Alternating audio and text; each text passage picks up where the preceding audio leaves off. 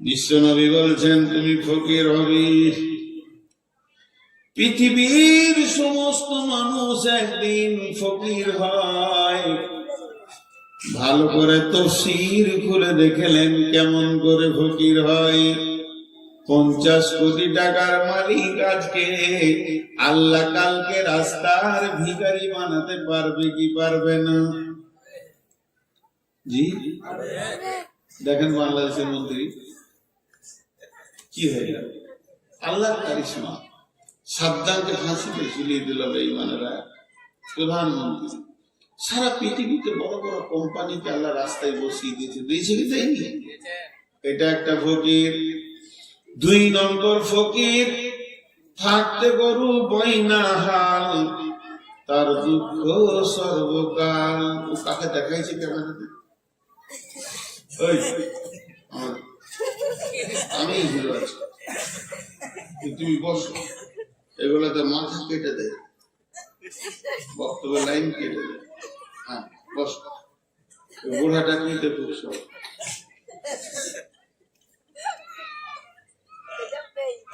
এই ফকিরটা কেমন? আল্লাহ নবী বলছেন গেনাকা কাবলা ফাকারিকা। বিশ্ব নবীর জিভ থেকে বের হয়েছে তুমি ফকির হবে, তার মানে ফকির হতেই হবে, বিকল্প কোন রাস্তা নাই। বহুজন আছে 200-400 কোটি টাকার মালিক, ছেলেরা ব্যবসা বাণিজ্য চালাচ্ছে, আব্বার আর হুঁশ কম, 98 বয়স। বৌমাকে জিজ্ঞাসা করছে পারবিন রে কি আব্বা নাস্তা করলাম, ওটাই মনে নেই। 2খানা রুটি খেলে নাস্তা, হাজি আব্বা রুটি খেলে যায়। ও দেখছিস এবার বলেন ওকে দিয়ে ব্যবসা চলবে না কোম্পানি চলবে? ছেলেরা বুঝে নিয়েছে বাপের দ্বারা আর ব্যবসা কোম্পানি চলবে না। এককালে বাপ তিলে তিলে কোম্পানিটাকে জমিয়েছে, এখন আর ওর দ্বারা হবে না। ছেলেরা ব্যবসা বাণিজ্যে নেমে গেল, এখন এখানে জালসা শুরু হয়ে গেছে। এটা কোন জায়গা? লক্ষ্মীপুর, কৃষ্ণপুর। এখন কৃষ্ণপুরে জালসা শুরু হয়ে গেছে। আর জালসায় মাওলানা সবুর সাহেব উঠে বলছেন মান বানা লিল্লাহি মসজিদান বানাল্লাহু লাহু বাইতান ফিল জান্নাহ। পৃথিবীতে যে মসজিদ বানাবে আল্লাহ তার জান্নাতে অট্টালিকা বানাবে। বুড়ার কাছে আর কিছু নাই, একটা লাঠি, একটা লুটা, গেঞ্জি আর লুঙ্গি। গেঞ্জিতে টাকা থাকে, ফকির হয়ে গেছে। মনে মনে ভাবছে দুটা তো বেটা, ওদেরকে 300-400 কোটি টাকা দিলাম, তা আসুক বড় বেটার কাছে লিব কিছু। বড় বেটা ঘর ঢুকছে 11:30, গোসল টোসল করে খাবে। জমিরুল্লাহ হ্যাঁ হ্যাঁ কিছু বলছিল 20,000 টাকা, 20,000 টাকা দেখো মনে হচ্ছে ফকির আর দাপট না। টাকা কি করবা বাবা? মসজিদের 2 তলা হবে, টাকাটা দিলাম নিজের কবরকে বানানোর জন্য, আখিরাত বানানোর জন্য চিন্তা করে। ছেলে বলে ছাড়ো তো ওদের কথা বলে, মৌলবীরা বকা ছাড়ো, অন্য চলে গেল। ভাবছি তাহলে ছোট বেটাকে বলবো। ছোটটা ঢুকছে, জি ছোটটা ঢুকছে আজ মোটরসাইকেল। কি বলছে স্বাধীন নাকি রে? তো কি হলো?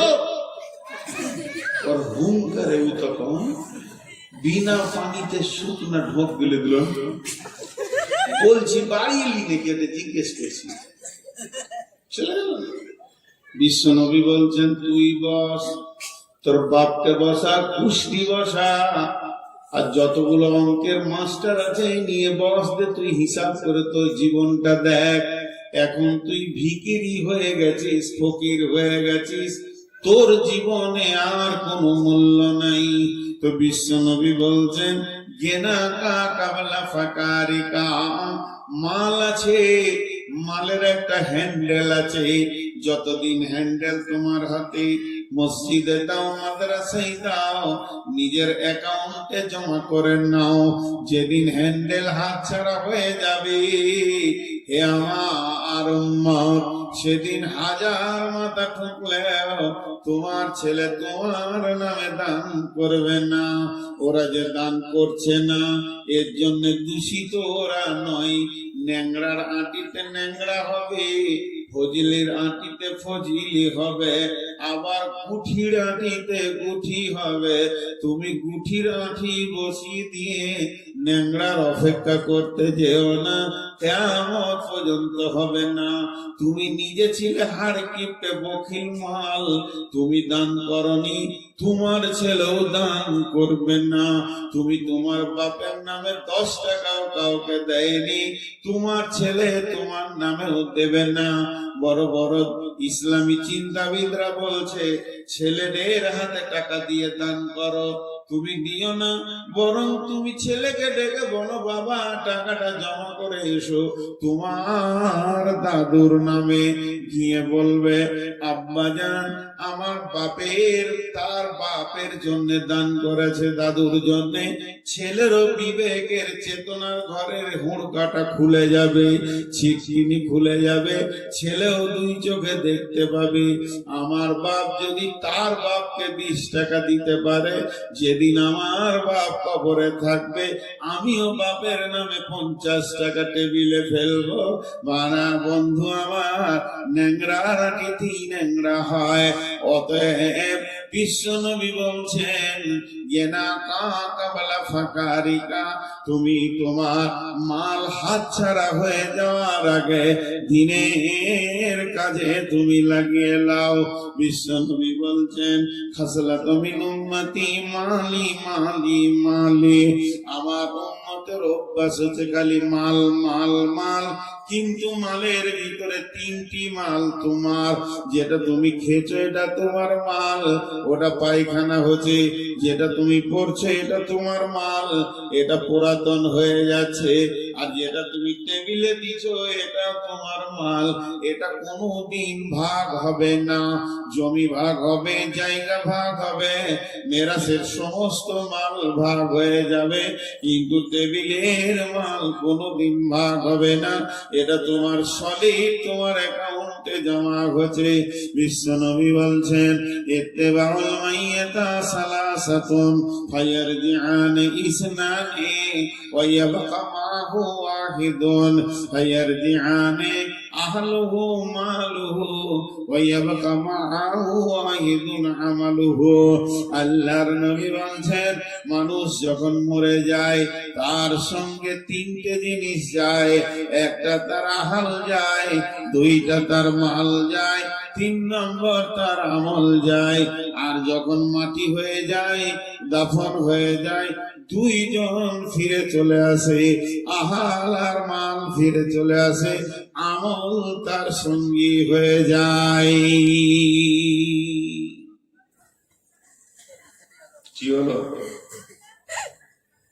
এটা দিতে হবে। এবার কি করবো? চুপ করে বসে।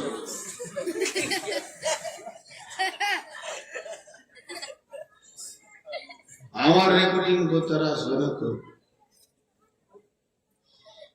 এবার মরতে চলেছে, আর দরকার না। তো আমি কোনদিনের সুযোগ কাউকে দিই না।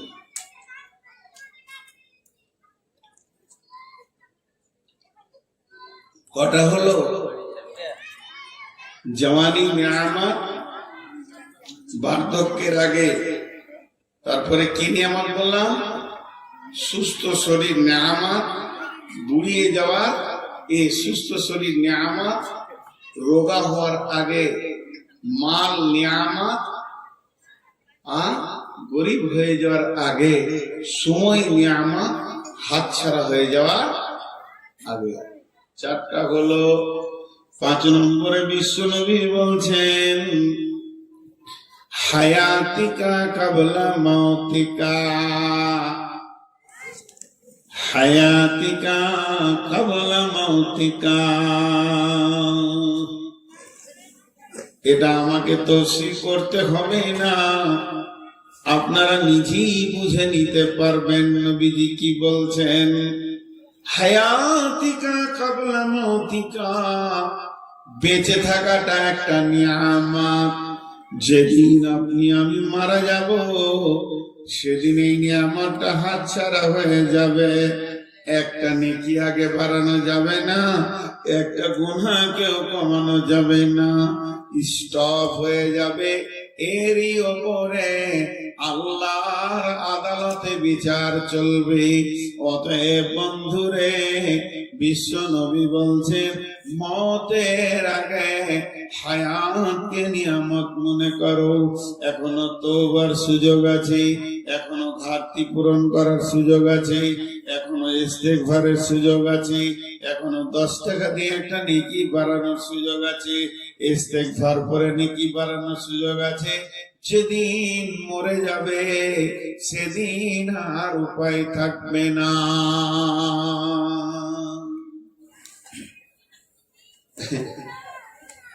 একটা বিরেলিদের ঘটনা শুনে, এই যে মাজার পূজারীরা আছে না, এখন তো ইউটিউবে অনেক জালসা আসছে, যত আইলা হাদিসরাও দিচ্ছে সহি ফতোয়া, তত বেদাতিরাও উঠে পেড়ে লেগেছে।